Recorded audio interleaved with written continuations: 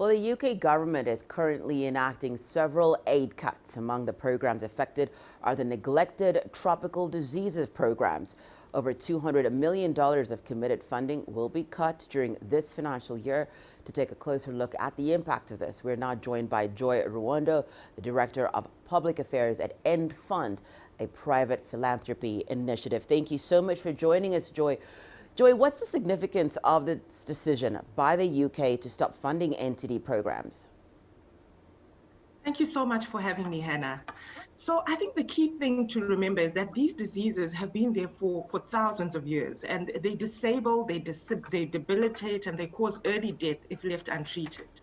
And 1.7 billion people globally are affected by these diseases. But the reality for Africa is that 40% of that global burden is Africa. With the recent aid cuts, this translates to over 150 million pounds removed from the NTD sector. And this is an amount that was already committed, which we were anticipating to be spent between April this year and March of 2022. The result of that is over 250 million treatments are now no longer going to be able to take place as we speak. They're in jeopardy.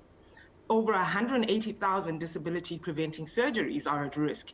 And then the bigger issue for me is that a lot of the drugs that are required for treatment of these diseases are donated by pharmaceutical companies.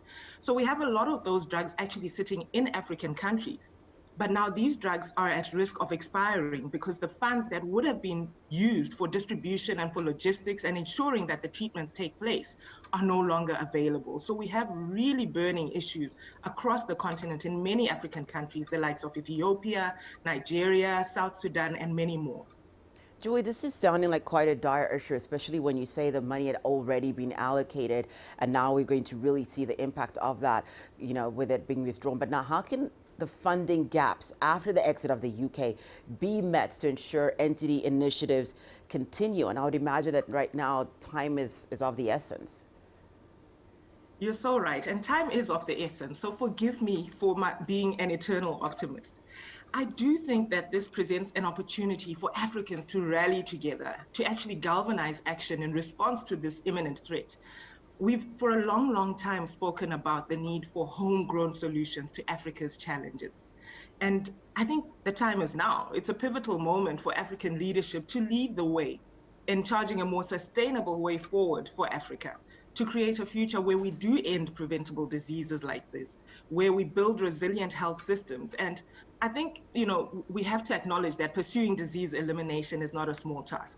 It will require active involvement of business leaders, of African philanthropists, of private sector within Africa. I think it's really just the time for us to put all hands on deck and step up and act.